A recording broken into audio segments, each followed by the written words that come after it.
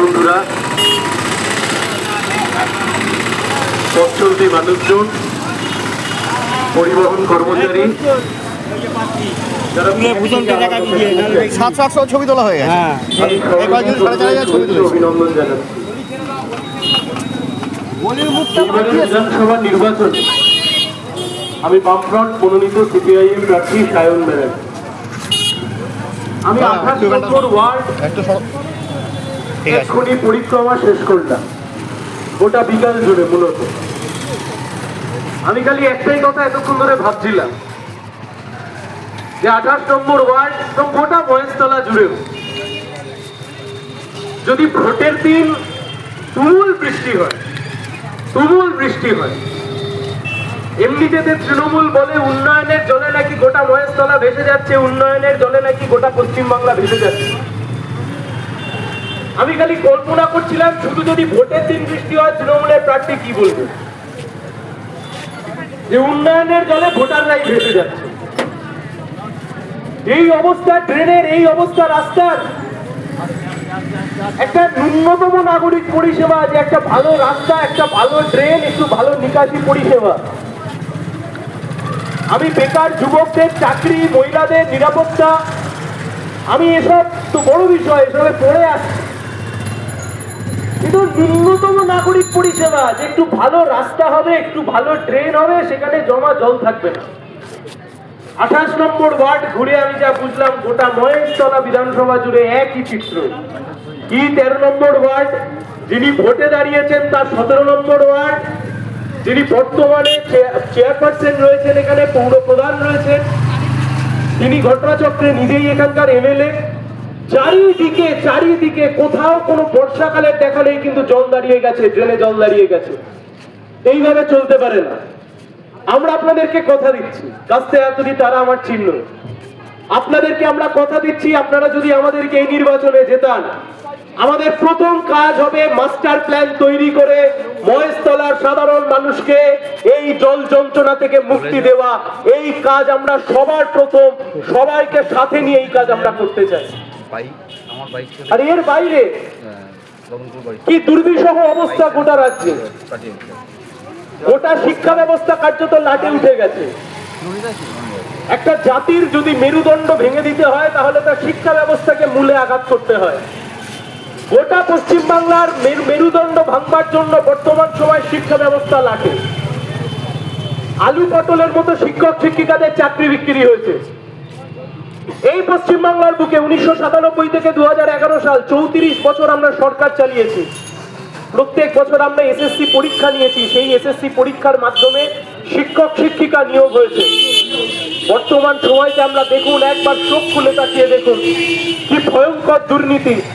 এমন পশ্চিমবাংলা কোশ্মিন কালে আমরা দেখেছিলাম শিক্ষামন্ত্রী জেলের ভাত খাচ্ছেন কারণ তিনি চাকরি বিক্রি করেছেন, খাদ্যমন্ত্রী জেলে গিয়ে জেলের ভাত খাচ্ছেন। গোটা তৃণমূল কংগ্রেস সরকারের ওপর কার্যত দুর্নীতির খাড়া। কোথায় যাবে আমাদের মতো কম বয়সী ছেলেমেয়েরা? আমরা যারা পড়াশোনা শিখলাম, কেউ গ্র্যাজুয়েশন পাস, কেউ মাস্টার ডিগ্রি পাস, কেউ বিটেক পাস, কেউ এমটেক পাস, কোথায় যাব আমরা? পশ্চিমবাংলার বুকে চাকরি কোথায়, কর্মসংস্থান কোথায়? দর্জি শিল্প লাটে উঠে গেছে। তাই আজকে বাধ্য হয়ে কেউ সুইগি, কেউ জোম্যাটোর কাজ করতে আমরা বাধ্য হচ্ছি কম পয়সায় বাইরের রাজ্যে গিয়ে কাজ করতে আমরা বাধ্য হচ্ছি। আর অন্যদিকে নারী নিরাপত্তা, আরজি করার ঘটনা চোখে আঙুল দিয়ে প্রমাণ করে দিয়েছে। একটা সরকারি হাসপাতালের মধ্যে একজন সরকারি ডাক্তার বাবুকে যদি খুন করা হয়, তাকে যদি ধর্ষণ করা হয়, তার পরবর্তী সময় যে সাউথ ক্যালকাটা ল কলেজের ঘটনা, একজন ছাত্রীকে কমন রুমের মধ্যে ধর্ষণ করা হলো। পশ্চিমবাংলার বুকে নারী নিরাপত্তা কোথায়? এই প্রশ্ন আমরা রাখছি আপনাদের কাছে।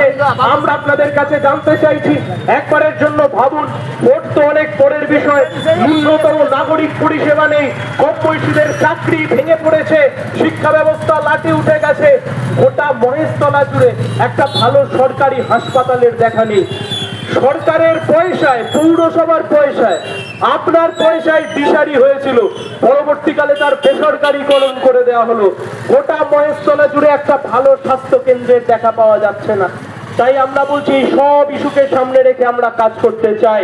এই ভয়ঙ্কর দুর্নীতি, যে দুর্নীতির কাগজ আইনজীবী হিসেবে আমাদের দেখবার সৌভাগ্য হয়েছিল, ইডি আর সিবিআই এর কাছে আমরা সেই দুর্নীতির কাগজ তুলে দিয়েছিলাম। আমরা ভেবেছিলাম এই দুর্নীতির কাগজ নিয়ে ইডি আর সিবিআই হয়তো তৃণমূলের মাথাদেরকে জেলে পুরবে।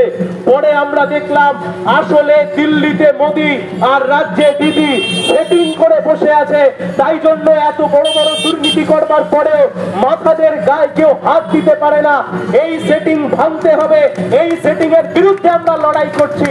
ওই তৃণমূল বিজেপি, দিল্লিতে থাকবে বিজেপি আর রাজ্যে থাকবে তৃণমূল, আর এই দুয়ের বাইনারিকে বাঁচিয়ে রাখবে। আর আমার বয়সী কম বয়সী ছেলেমেয়েরা বাইরের রাজ্যে চলে যাবে, শিক্ষা ব্যবস্থা লাটে উঠবে, মহেশতলার বুকে কোমর সমান জল দাঁড়িয়ে থাকবে, রাস্তাঘাট ভেঙে যাবে, ট্রেন ভেঙে পড়বে। এ চলতে পারে না।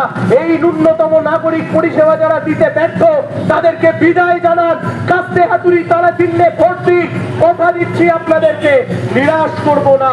কম বয়সীদের চাকরির ব্যবস্থা কি ছিল মহেশতলা? এটা শিল্প সংস্কৃতির পীঠস্থান। বজবজ শান্ত রোডের দুই পাশ ধরে কলকারখানা। কোথায় গেল সব? কোথায় যাবে আমার বয়সী ছেলেমেয়েরা? ভয়ঙ্কর পরিমাণ জিনিসের দাম বাড়ছে, জিনিসের দাম কমার লক্ষণ নেই। সব বিষয়তে যদি লড়তে হয় আর এই সব বিষয়কে যদি কার্যকরী রূপ দিতে হয়, কাস্তে হাতুড়ি তারা চিহ্নে আমাদেরকে নির্বাচিত করুন। আমরা আপনাদেরকে কথা দিচ্ছি, ন্যূনতম নাগরিক পরিষেবাকে আমরা ফিরিয়ে দেব, স্বাস্থ্য ব্যবস্থাকে মাথা তুলে দাঁড় করাবো, মডেল স্কুল তৈরি করব, গ্রাজুয়েশন অব্দি বিনামূল্যে পড়াশোনা করবে পশ্চিমবাংলার ছেলেমেয়েরা। তারপর পশ্চিমবাংলার ছেলেমেয়েরা বাংলার বুকে চাকরি করবে, মহেশতলার ছেলেমেয়েরা মহেশতলার বুকে কাজ করবে, কলকাতার বুকে বিভিন্ন শিল্প কলকারখানায় কাজ করতে যাবে। এই দৃশ্য যদি দেখতে হয়, ন্যূনতম নাগরিক পরিষেবা যদি পেতে হয়, আগামী বিধানসভা নির্বাচনে কাস্তে হাতুড়ি তারা চিহ্নে সায়ন ব্যানার্জিকে বিপুল ভোটে জয়যুক্ত করুন। কথা দিচ্ছি আপনাদেরকে, ওই পার্থ চ্যাটার্জি, জ্যোতিপ্রিয় মল্লিকদের মতো মানুষের ভোটে জিতে কোটি কোটি টাকা ইনকাম করে আপনাদের মাথা হেট হতে দেব না। মহেশতলাকে 1 নম্বর বিধানসভা কেন্দ্রে পরিণত করব। সুযোগ দিন, আপনাদের কথা, মহেশতলার কথা বিধানসভার বুকে তুলে ধরবার সুযোগ দিন। সবাইকে অসংখ্য ধন্যবাদ, শুভেচ্ছা।